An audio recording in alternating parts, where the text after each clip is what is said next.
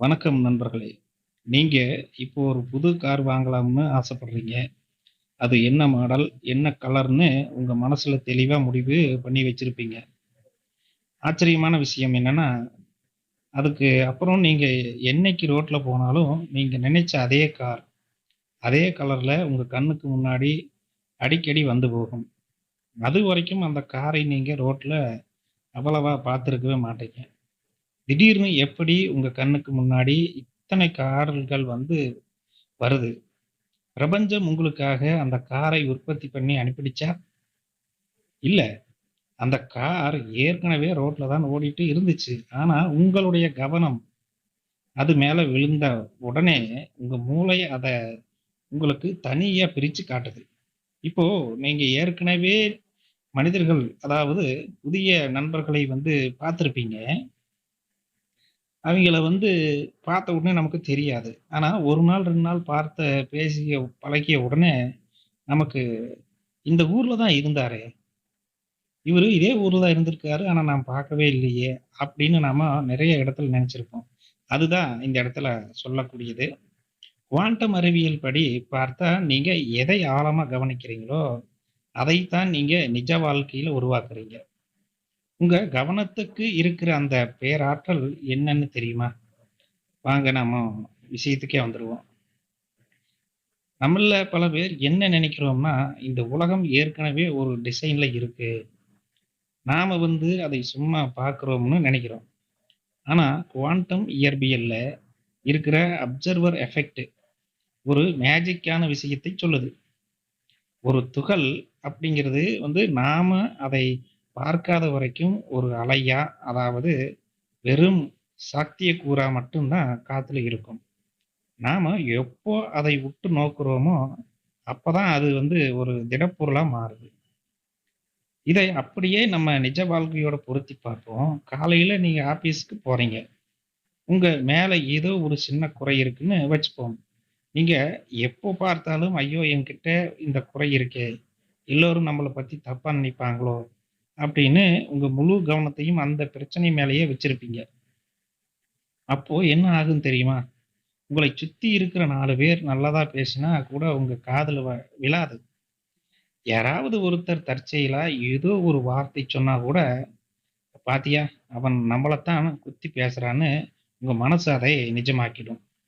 நீங்க எதை நெகட்டிவா கவனிக்கிறீங்களோ, அதை வந்து உங்க வாழ்க்கையில நீங்க இன்னும் பெருசாக்குறீங்க. உங்க கவனம் அப்படிங்கிறது ஒரு லேசர் லைட் மாதிரி. அது எப்பவுமே ஒரு விஷயத்தை வளர்க்க சக்தி கொண்டது. அப்படி வளர்க்கும் சக்தி கொண்ட விஷயத்தை வந்து நாம எப்படி பார்க்கிறது? நம்ம அன்றாட வாழ்க்கையில நாம செய்கிற மிகப்பெரிய தவறு என்ன தெரியுமா? நமக்கு என்ன வேண்டாமோ, அது மேல நம்ம முழு கவனத்தையும் வச்சிருக்கிறது தான். இப்போ உதாரணமா நமக்கு இந்த பொருள் வேண்டாம்னு நெனைப்போம். ஆனா, அது மேலேயே நம்ம வேண்டாம் வேண்டான்னு அது மேலேயே கவனத்த வச்சிருப்போம். ஒரு எக்ஸாம்பிள் சொல்றேன் பாருங்க. ஒருத்தருக்கு கடன் பிரச்சனை இருக்கு. அவர் என்ன யோசிப்பார்? ஐயோ! இந்த மாசம் வட்டி கட்டணுமே! கடன் அதிகமாகிட்டே போகுதே! எப்பதான் இந்த கஷ்டம் தீருமோன்னு 24 மணி நேரமும் கடனை பத்தியே கவனிச்சுக்கிட்டே இருப்பாரு. இந்த குவாண்டம் விதிப்படி நீங்க கடன் அப்படிங்கிற ஒரு நெகட்டிவ் விஷயத்துக்கு உங்களோட முழு கவனத்தையும், எனர்ஜியையும் கொடுக்குறீங்க. அப்போ என்ன ஆகும்? கடன் இன்னும் அதிகமாகறதுக்கான சூழ்நிலைகள் மட்டும் தான் உங்களை தேடி வரும். ஏன்னா, உங்களுடைய கவனம் வந்து பற்றாக்குறை மேல இருக்கு. என்கிட்ட காசு இல்லங்கிற விஷயத்தை நீங்க ஆழமா கவனிக்கிறீங்க.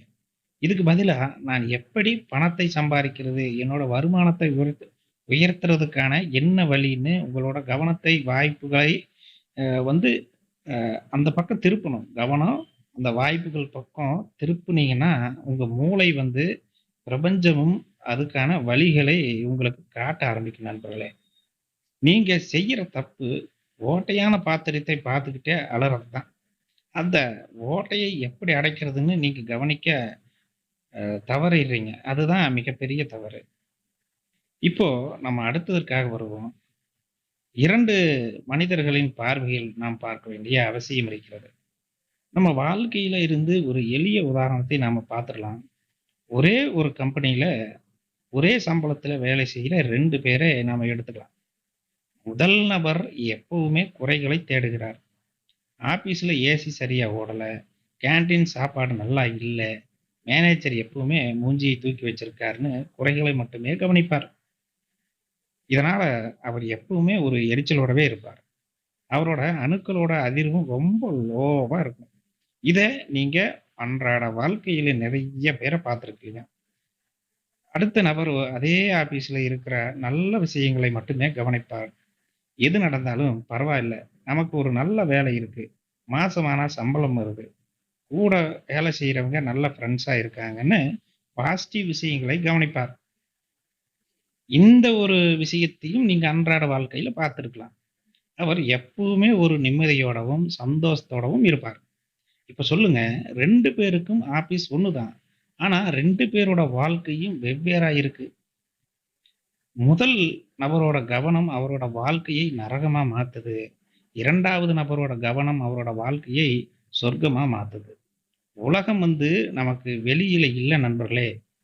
இப்போ நாம எதை கவனிக்கிறோமோ, அதுதான் நமக்கான உலகமா மாறுதுன்னு நல்ல ஆணித்தரமா தெரிஞ்சுக்கிட்டோம். இப்போ கவனத்தை மாற்றும் விதியை நாம் பார்த்திடலாம். இப்போ இந்த கவனத்தை நம்ம கண்ட்ரோலுக்கு கொண்டு வர்றதுக்கு 3 ஒரு எளிய பயிற்சிகள் இருக்குது. உங்க மனசுல ஒரு நெகட்டிவ் எண்ணமோ, இல்ல ஒரு கவலையோ வரும்போது, உடனே அதை அப்படியே விட்டுட்டு, உங்க கவனத்தை வேறொரு நல்ல விஷயத்துக்கு மாத்துங்க. உதாரணத்துக்கு ஒரு பிசினஸ்ல நஷ்டம் வந்துடுச்சுன்னா, ஏன் நஷ்டம் வந்துச்சுன்னு நினைச்சு அழுதுட்டே இருக்காம, அடுத்ததா நாம என்ன பண்ணலாம்னு உங்க கவனத்தை ஆக்ஷன் பக்கம் திருப்புங்க. இப்போ சில இடத்துல லாஸும் வரலாம், ப்ராஃபிட்டும் வரலாம். ஆனா, லாஸ் வந்த உடனே லாஸ் வந்துடுச்சே இந்த பிசினஸ் விட்டுறலாமா? அப்படிங்கிறது இல்லாம, அந்த பிசினஸ்ல கொஞ்சம் கூடுதலா கவனம் செலுத்தி முயற்சியும் செய்தால், இன்னும் நல்ல வெற்றி கிடைக்கும். அப்படிங்கிறது ஒரு குறிப்பா நீங்க எடுத்துக்கணும். அடுத்தடுத்த கான்செப்ட்களுக்கு போய்க்கிட்டே இருக்கணும். அதுக்காக தொழிலை அடிக்கடி மாத்திக்கிட்டே இருக்கக்கூடாது. நமக்கு என்ன வருமோ, அதை முழு விழிப்புணர்வோடு, முழு தெளிவா ஒரு பிளான் பண்ணி செய்யும்போது தான் அது நல்லதாவே நடக்கும். இப்போ 2வதா தினமும் காலையில எழுந்ததும், இன்னைக்கு உங்க நாள் எவ்வளவு சிறப்பா இருக்குதோன்னு ஒரு 5 நிமிஷம் அமைதியா உட்கார்ந்து யோசிங்க. நீங்க என்ன சாதிக்கணும்னு நினைக்கிறீங்களோ, அது மேல உங்க முழு கவனத்தையும் வைங்க. காலையில நீங்க கொடுக்கிற அந்த முதல் கவனம், அன்னைக்கு நாள் முழுக்க உங்க மூளையை சரியான பாதையில வழிநடத்தும். இது எப்படின்னா, காலையில எந்திரிச்ச உடனே ஒரு 5 நிமிஷமோ, 10 நிமிஷமோ அமைதியா இருந்து, நீங்க என்னென்னலாம் புரோகிராம் பண்றீங்களோ, அது டெய்லி நீங்க காலையில எந்திரிச்ச உடனே பண்ணும்போது, இன்னைக்கு இதுதான் புரோகிராம் இருக்குது அப்படின்னு அந்த மூளை பதிவு செஞ்சுக்கும். அதன் பிரகாரமே நம்மளை கடத்திட்டும் போகும்.